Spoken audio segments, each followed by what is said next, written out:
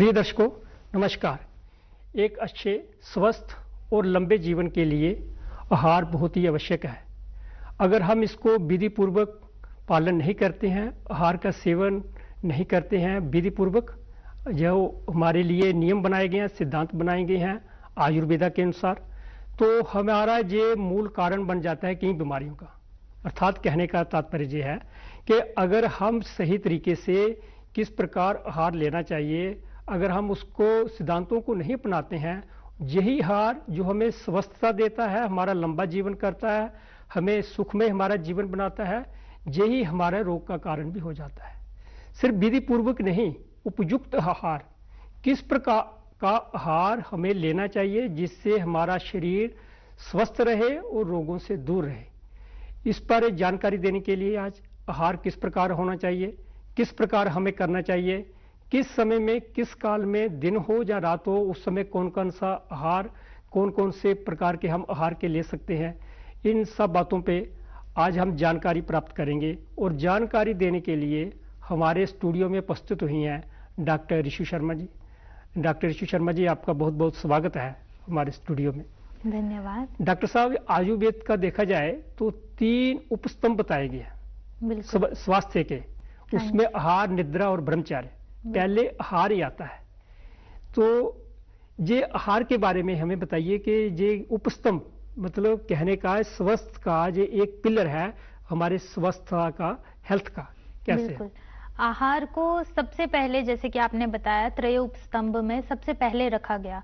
क्यों? क्योंकि आहार के आश्रित ही बताया गया कि आहार के आश्रित ही हमारा जीवन है, हमारी आयु है, बल है, वर्ण है, बुद्धि है, सब कुछ आहार के आश्रय में बताया गया।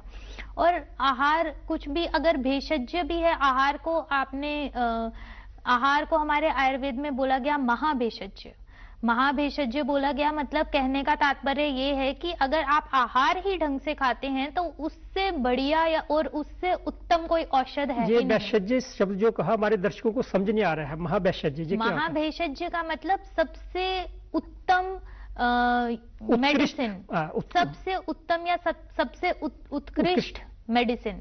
भेषज हमारे आयुर्वेद में कहा औषध को। जी जी। आहार भी एक हमारे औषध के रूप में। हाँ जी, महाऔषध है। महाऔषध है। हाँ, महाभेषज बोला गया इसे, इसलिए इसका सेहत के साथ बहुत आंतरिक संबंध है, घनिष्ठ संबंध। अगर आप ढंग से आहार खाते हैं तो आपको मेडिसिन खाने की कोई जरूरत नहीं है, और अगर आहार ढंग से नहीं है तो फिर मेडिसिन तब भी कोई काम नहीं करेगी। डॉक्टर साहब, हम बिल्कुल ये ईमानदारी से बता रहे हैं, दर्शक भी इससे सहमत होंगे।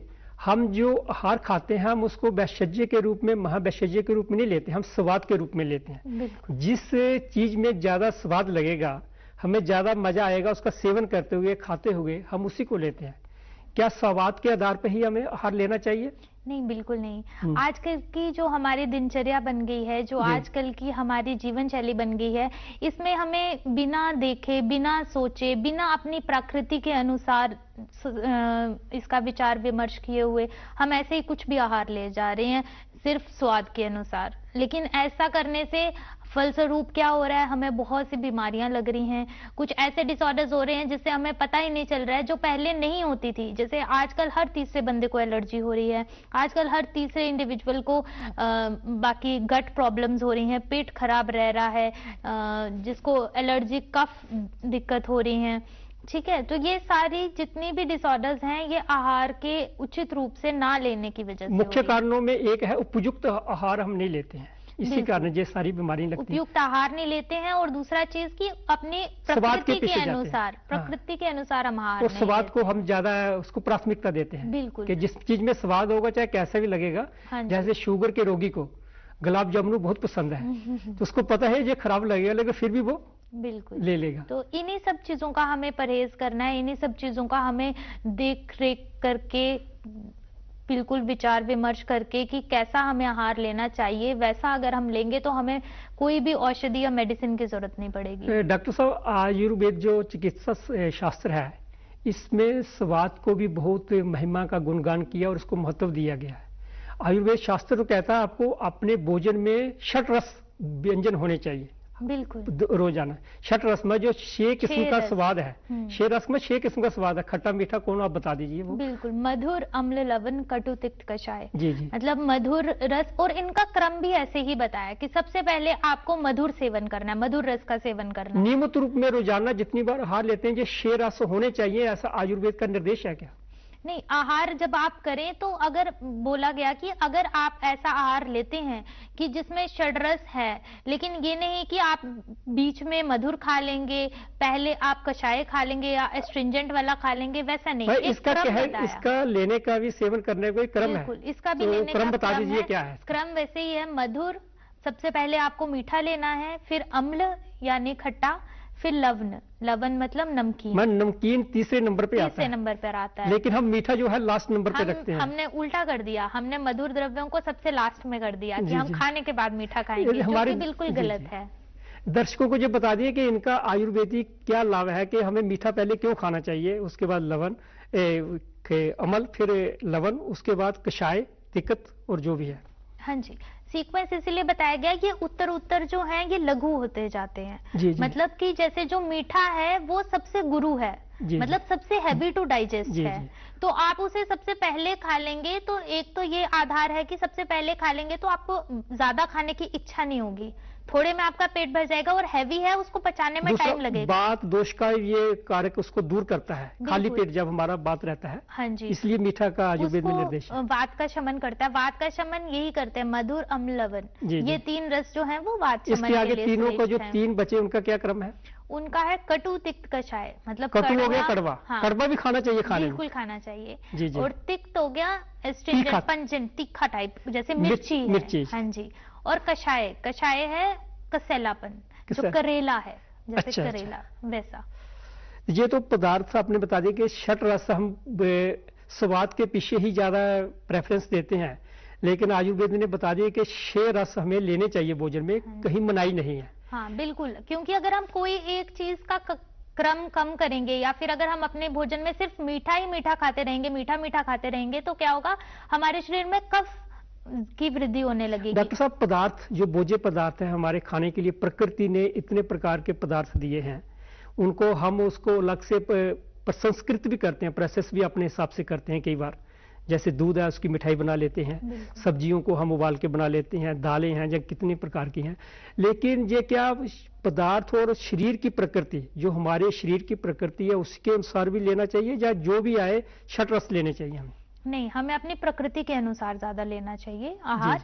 जैसे जिसकी वातज प्रकृति है, वातज कितने प्रकार की प्रकृति रहती है शरीर की? बेसिकली जो प्रकृति है टर्म, उस टर्म का मतलब है प्राकृति, मतलब प्राक मतलब है जो सुप्रीम चीज है, और कृति मतलब एक क्रिएशन, जो गॉड की सुप्रीम क्रिएशन, सुप्रीम लॉ, जो महासिद्धांत है। हाँ, वो है प्रकृति। तो प्रकृति हमारी 2 तरह से हम देखते हैं। एक तो शारीरिक प्रकृति होती है हमारी, जिस पे हम वात, पित्त, कफ और इनका द्वंद्व, जैसे किसी की वात पित्तज होती है, पित्त कफज, सन्निपातज, संप्रकृति।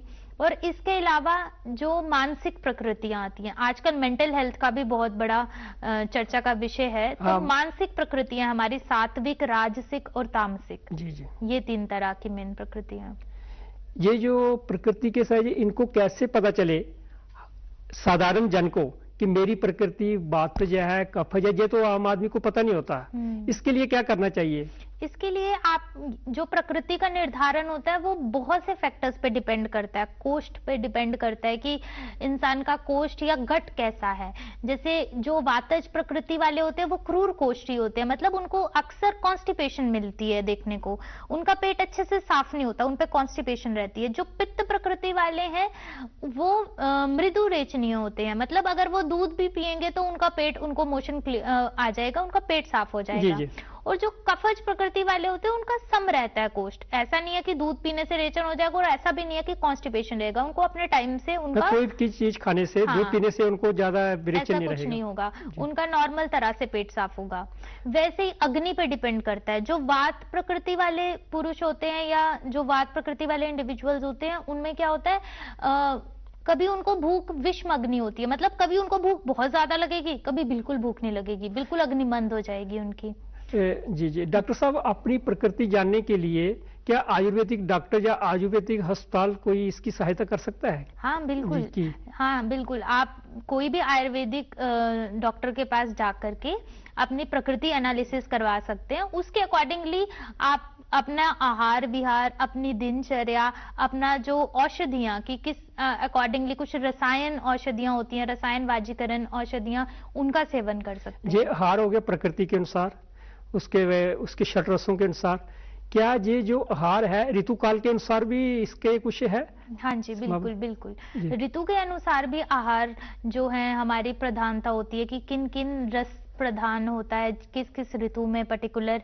जैसे हम जनवरी से स्टार्ट करें तो हमारी शिशिर ऋतु, मतलब मिड जनवरी से जब मकर संक्रांति वाली होती है, वहां से हमारा क्रम अगर शुरू हो जाए तो शिशिर, फिर उसके बाद वसंत, उसके बाद ग्रीष्म ऋतु आ जाती है, फिर वैसे ही शरद, फिर ग्रीष्म, ऋतु के अनुसार भी, और जैसा काल हो, समय हो, उसके अनुसार हमें लेना चाहिए। फिर उसके आगे आता है देश जो है, स्थान है, जैसे जो स्थान है जियोग्राफिकल जहाँ पे हम रह रहे हैं, उसका भी कुछ असर पड़ता है हमारे आहार पे? बिल्कुल बिल्कुल पड़ता है।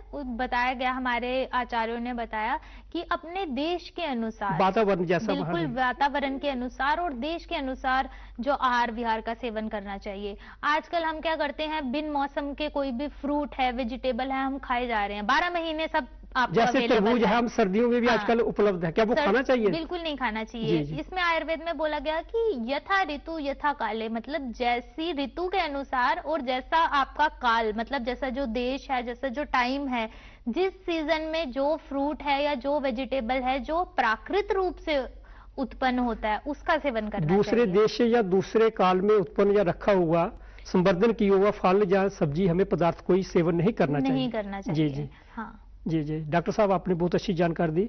हम आपसे और भी जानकारी लेना चाहते थे, लेकिन अभी हमें जो समय है वो अनुमति नहीं दे रहा है कि हम आपसे और कुछ जानकारी लें आहार के बारे में। आपने जितनी जानकारी दी, हम आशा करते हैं कि दर्शकों को इसको बहुत ही लाभ होगा।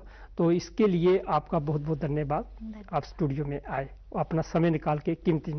जी, तो दर्शकों, आपने भी देख लिया कि ये जो आहार है, हमें अपने मन पसंद नहीं लेना है। जो प्रकृति का सिद्धांत है, आयुर्वेद में जैसे हमें निर्देश दिया गया है, उसके अनुसार अगर हम आहार का सेवन करेंगे तो हम रोगों से बचे रहेंगे, स्वस्थ जीवन ही जिएंगे, लंबा जीवन भी हम जीने के हकदार हैं और जी सकते हैं। आपका भी बहुत बहुत धन्यवाद।